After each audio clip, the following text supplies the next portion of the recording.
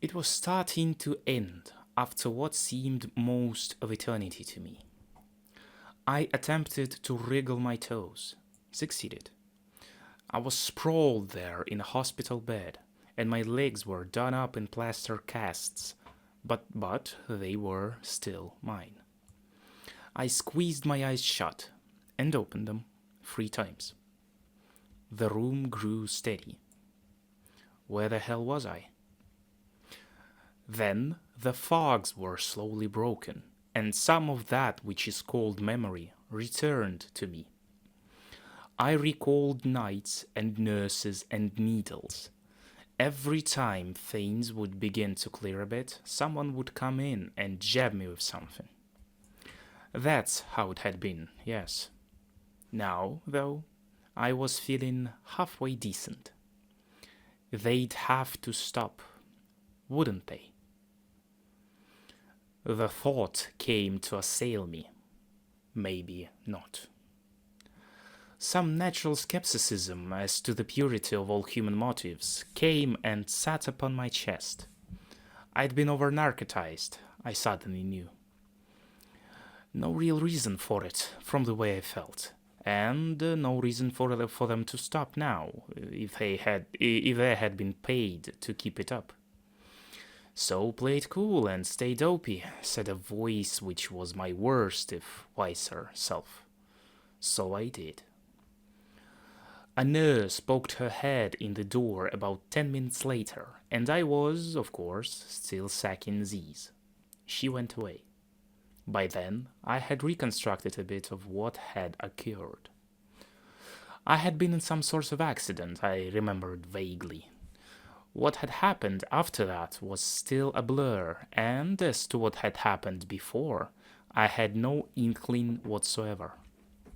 But I had first been in a hospital, and then brought to this place, I remembered. Why? I didn't know. However, my legs felt pretty good. Good enough to hold me up, though I didn't know how much time had lapsed since their breaking, and I knew they had been broken. So I sat up. It took me real effort as my muscles were very tired. It was dark outside and a handful of stars was standing naked beyond the window. I winked back at them and threw my legs over the edge of the bed. I was dizzy, but after a while it subsided, and I got up, gripping the rail at the head of the bed, and I took my first step. Okay, my legs held me. So, theoretically, I was in a good enough shape to walk out. I made it back to the bed, stretched out, and thought. I was sweating and shaking. Visions of sugar plums, etc. In the state of Denmark, there was the order of decay. It had been an accident involving an auto, I recalled. One hell of a one. Then the door opened, letting in light, and through the slits beneath my eyelashes I saw a nurse with a hypo in her hand. She approached my bedside, a hippie broad with dark hair and big arms. Just as she neared, I sat up. "Good evening," I said. "Why, good evening," she replied. "When do I check out?" I asked. "I'll have to ask doctor." "Do so," I said. "Please roll up your sleeve." "No, thanks." "I have to give you an injection."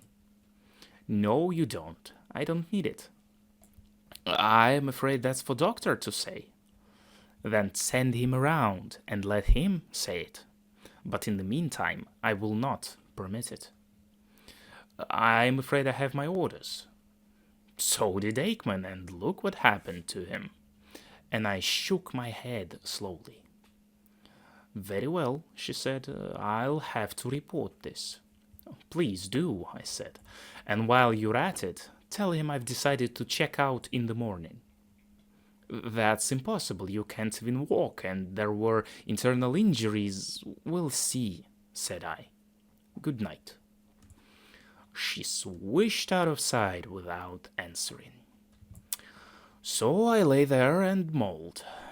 It seemed I was in some sort of private place, so somebody was footing the bill.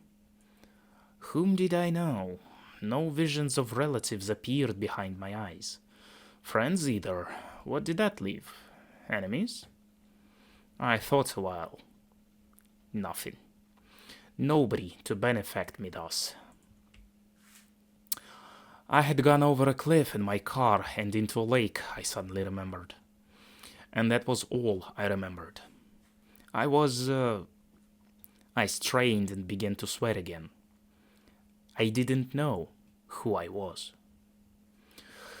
But to occupy myself, I sat up and stripped away all my bandages. I seemed all right underneath them, and it seemed the right thing to do. I broke the cast on my right leg using a metal strut I had removed from the head of the bed.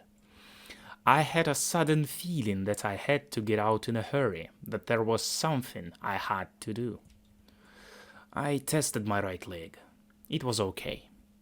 I shuttered the cast on my left leg, got up, went to the closet. No clothes there. Then I heard the footsteps. I returned to my bed and covered over the broken casts and the discarded bandages.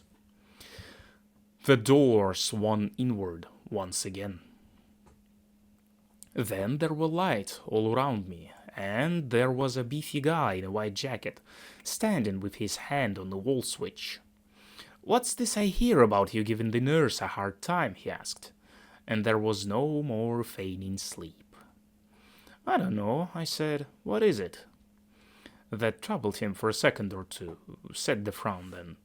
"It's time for your shot." "Are you an MD?" I asked. "No, but I'm authorized to give you a shot." "And I refuse it," I said, as I have a legal right to do. "What is it to you?" "You will have your shot," he said, and B moved around to the left side of the bed.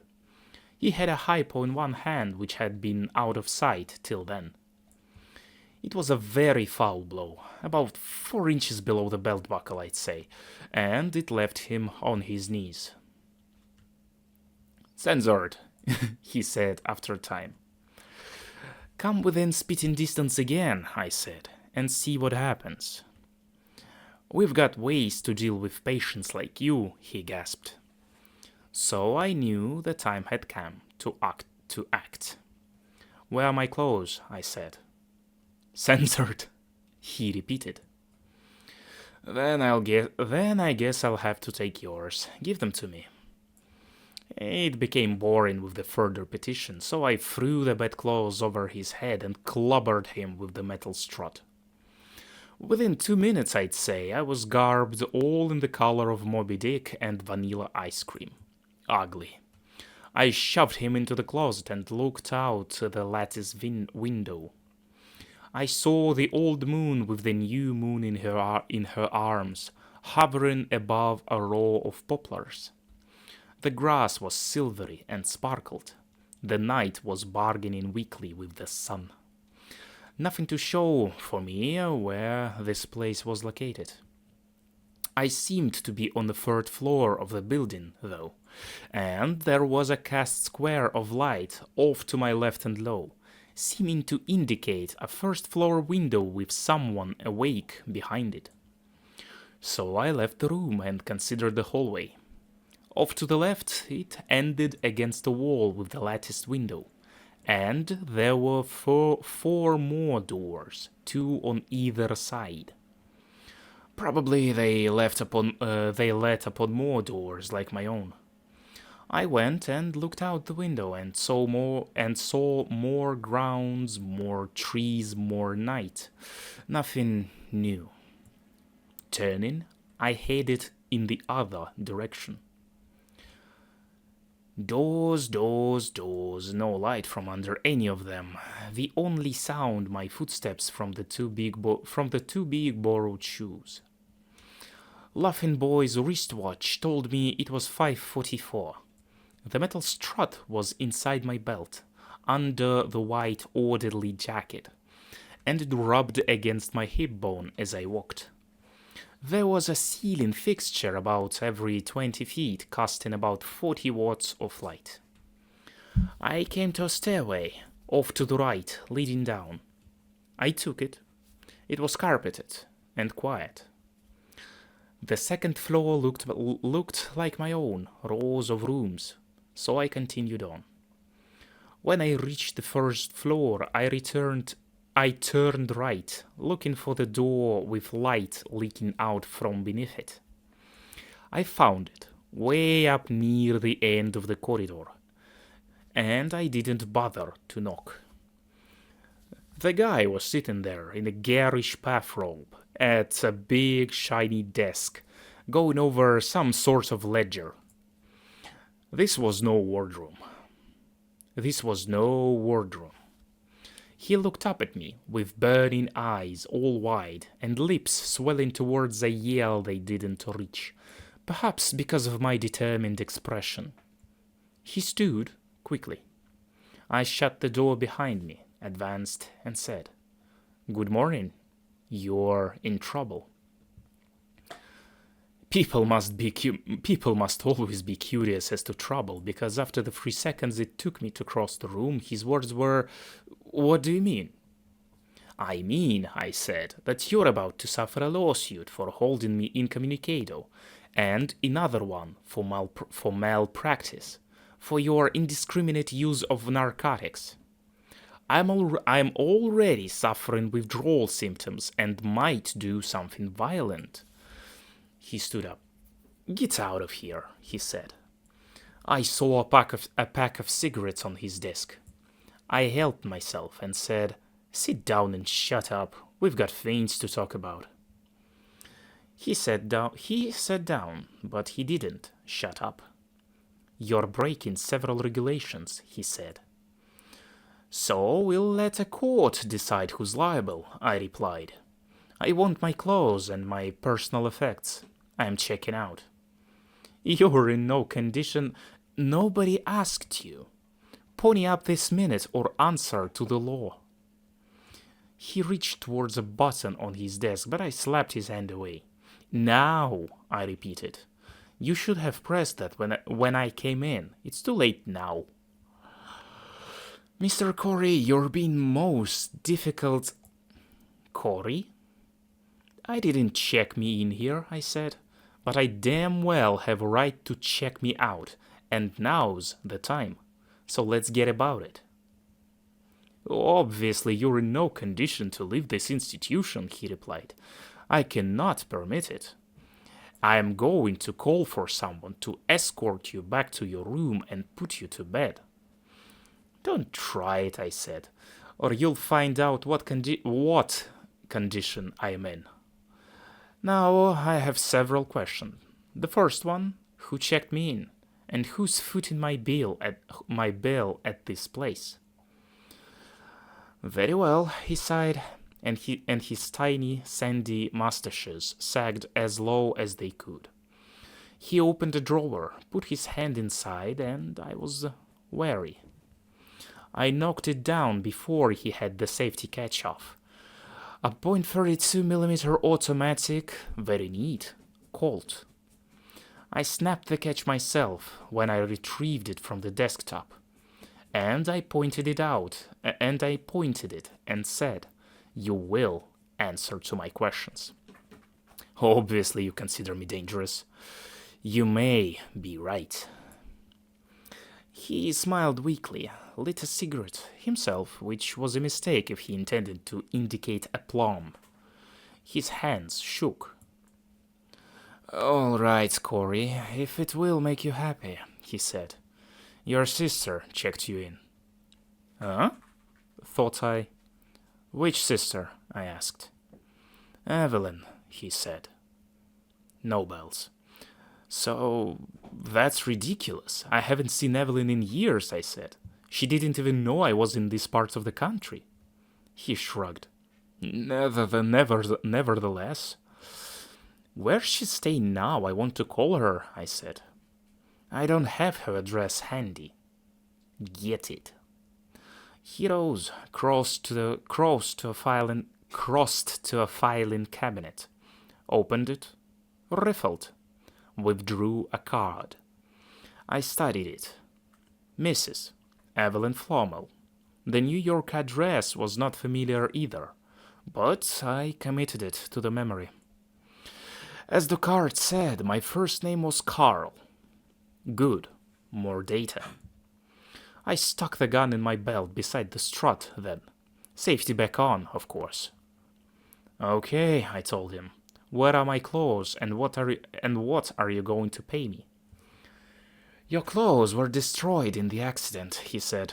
And I must tell you that your legs were definitely broken. The left one in 2 places.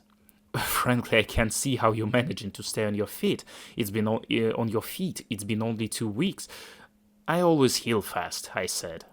Now, about the money. What money? The out-of-court settlement for my malpractice complaint. And the other one. Don't be ridiculous. Who's being ridiculous? I will settle for 1,000 cash right now. I won't even discuss such a thing. Well, you'd better consider it. And, win or lose, think about the name it will give this place if I manage enough pre-trial publicity. I'll certainly get in touch with the AMA, the newspapers, the blackmail, he said. And I'll have nothing to do with it. Pay now or pay later, after the court order, I said. I don't care, but it will be cheaper this way. If he came across, I would know my guesses were right and there was something crooked involved. He glared at me. I don't know how long. Finally, I haven't got 1,000 here, he said. Name a compromise figure, I said. After another pause, it's larceny. Not if it's cash and carry, Charlie, so call it. I might have 500 in my safe. Get it. He told me after inspecting the contents of a small wall safe, there was 430, and I didn't want to leave fingerprints on the safe just to check him out. So I accepted and stuffed the bills into my side pocket. Now, what's the nearest cab company that serves this place? He named it, and I checked in the phone book, which told me I was upstate.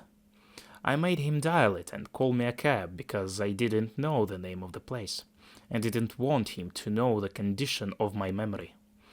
One of the bandages I had removed had been around my head. While he was making arrangement, I heard him name the place. It was called Greenwood Private Hospital. I snubbed out my cigarette, picked up another, and removed perhaps 200 pounds from my feet by resting in a brown, upholstered chair beside his bookcase. We wait here, and you'll see me to the door, I said. I never heard another word out of him. That concludes the chapter 1. The next one we'll start doing together.